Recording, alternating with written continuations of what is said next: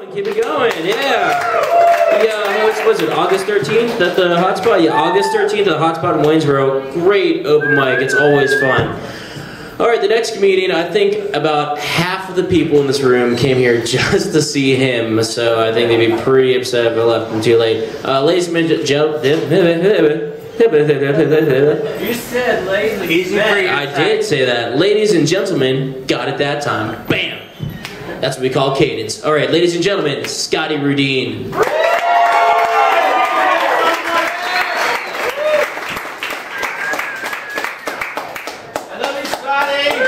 Yeah, it's pretty cool not even being funny and still getting applause at open mic for comedians. I know what you are. I've known you for years. I understand. I know, and I still hate you.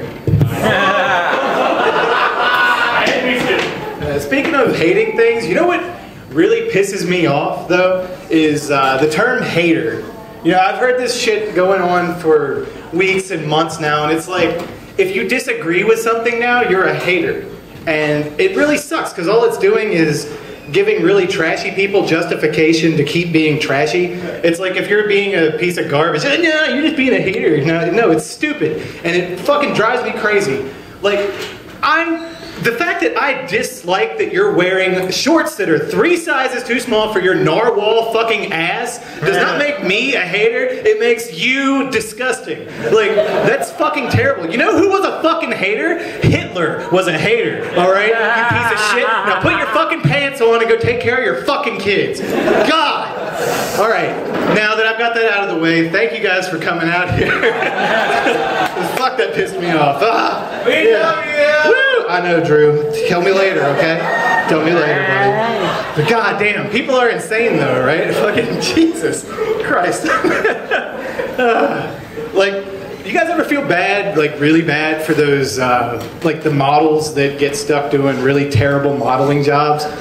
Like those guys that, and females too, that get stuck on like herpes awareness ads and doing and like modeling sex swings on Amazon. Like this terrible fucking model. Like who is giving them career advice, right? You know, like how are these people like who is telling them that's a good idea? How is slapping on a fake smile and then hopping on a dildo crested fucking hobby horse gonna further your career? Like that is terrible advice. I mean, like, and you know, most models are usually trying to break into the acting scene for the most part, and I can only think of a few roles that those types of pictures are going to get you involved in. It's porn, by the way. You're fucking wondering, it's porn. God damn. Excuse me for my notes, that's just terrible preparation on my part. Anyway, so I've been gaining weight recently, like having a kid will do that to you. Like, I gained all the baby weight. It's awful. But it's been getting to the point now though where I'm having to like take myself out on dates and sweet talk myself just to jerk off. And, it's awful. And like the worst part is though that I'm a really cheap date. Like, and so it just ends up being this really this perpetual cycle of sadness where I'm just like, hey man, come on, just fuck with it a little bit. You know? Maybe if you take me to get me some curly fries first, and then like, so I go out, and I'll play with it a little bit, I guess, and then I go out and get the curly fries, and I come back, and then like the worst part is that after I'm done, I realized I didn't even wait for the fucking fry grease to be cleaned off my hands. Like, so it's just one sad fucking thing after the next. It's fucking awful. I'm a pathetic human being.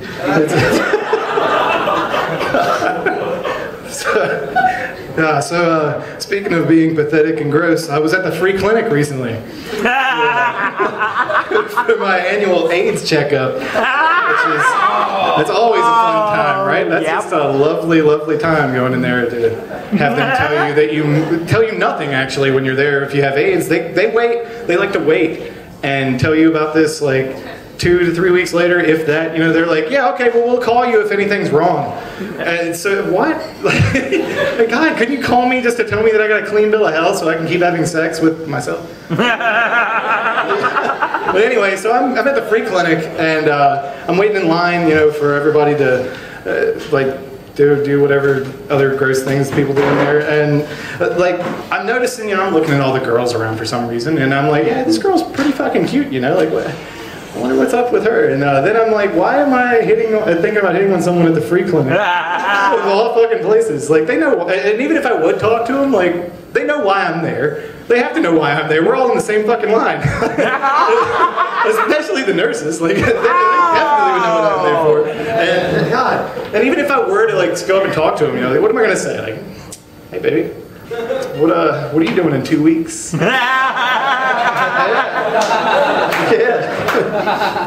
Yeah. So, AIDS ruins lives. Yeah.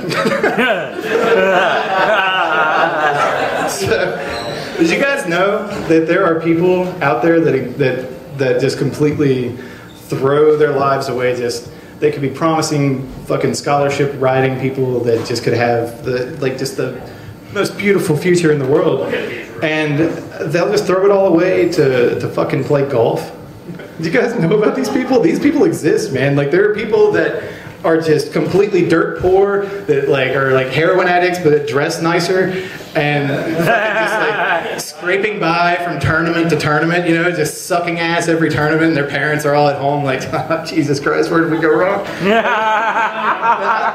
I like to think about these people, you know, like outside of the fucking country clubs and shit, you know, just outside, like, come on, man. Just let me play the back nine. Just one time, man. You're a fucking bum, you know, and they're throwing them out. And you catch them a little while later, and they're in like an alley sucking dick for putt-putt. I know that, dude. I'm really glad I decided to not go to college. To avoid that hellhole, right? Yeah, but I am in college, and it sucks. So I went to someone, like, this is a typical thing that everybody got in here for the most part, unless you're a hippie. Like, they have cars, you know, so you have to go to the mechanic every once in a while. And I was in the mechanic recently, and, you know, waiting for stuff to go on. And, like, I realized that waiting in line in the mechanic's office is a lot like waiting in, like, the doctor's office or something, because you're just waiting on... Usually you're in there for something real simple, and it just never turns out that way, ever, fucking ever. So, you know, you're just sitting out there, and the fucking mechanic comes out, and he's all like, "Sir, I'm sorry, but I hate to tell you this. Your car has muffler cancer, and I know it's pretty serious. We have to act soon. If we don't, it's going to spread to your turn signals. But."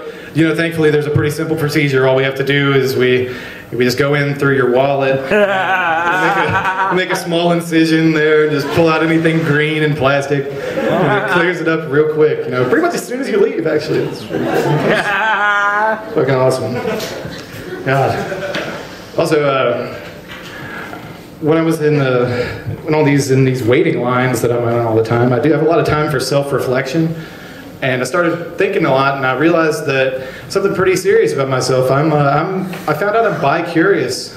Yep. Yeah.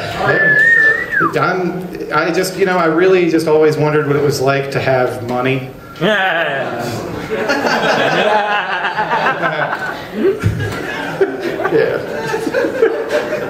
God.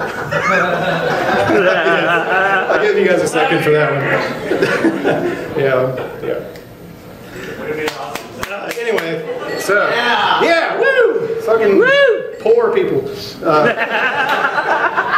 So, have you got a lot of you dudes out here? I noticed came in with women. I too came in with my fiance, and you guys, so woo, yeah. I don't know, some chick, she followed me in. Yeah.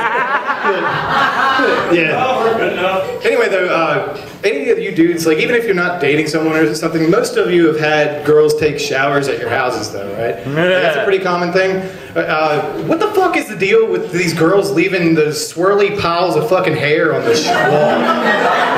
Why is that there? Why is that a convenient fucking place to leave your discarded hair follicles? Put it in the fucking trash can. It's usually like right beside the shower for the most part. Like most typical bathrooms, you know? Like, it sucks. Like, every time I get in the shower, it's like some hairy fucking poltergeist is leaving me foreboding messages. Ooh, 30 people have died using Dove hair care products. It's about time to change. And then, ooh. Like, Like, I'm just like, ooh, if only she'd have thrown the hair in the fucking trash can. God, it's right there. It's right there. Speaking of ghosts, though, do you guys believe in ghosts? Yeah. Ghosts? Yeah. Right. Ghosts are fucking real. I'm glad you guys believe in them. Like the ghost of my great-grandfather came and visited me the other night.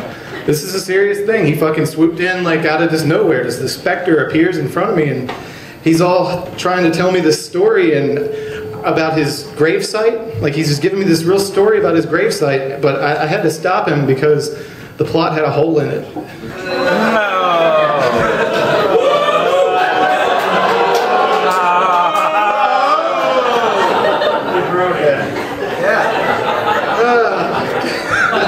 Terrible puns go well here. Oh God, so this summer has been pretty terrible for bug problems and stuff. We had some ants get in our house over this summer. Screw ants! Yes, that's right, Drew. Thank you. Screw ants. Screw it. Fucking, especially like the people that you're related to. Those are the worst.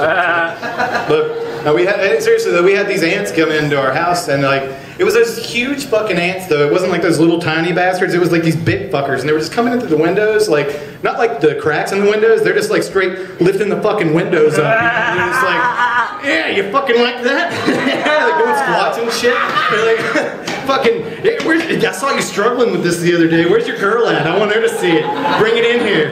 Yeah. So it became a problem because, you know, I kept finding like open jars of food that I couldn't get open, like out there just spoiling and shit. Like, they were obviously eating it and then just leaving it there to mock me. And then they kept making cat calls to my girlfriend, and she's like starting to get all fucking worked up and stuff about it. It's terrible. So we decided though to put out ant traps, and you guys probably know what I'm talking about, like the syrupy, sugary poison water stuff. That I think it's called Mountain Dew.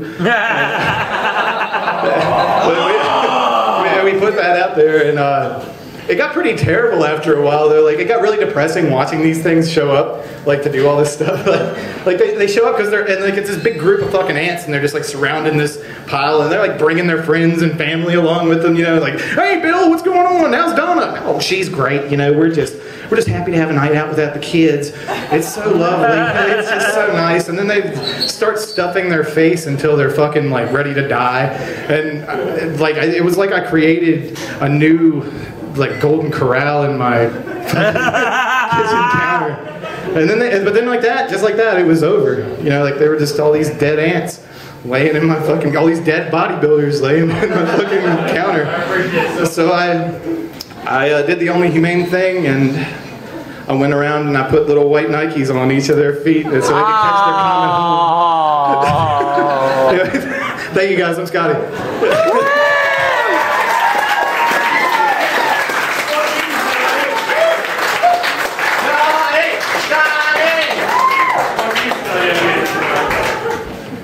Socttie Rudin, everyone.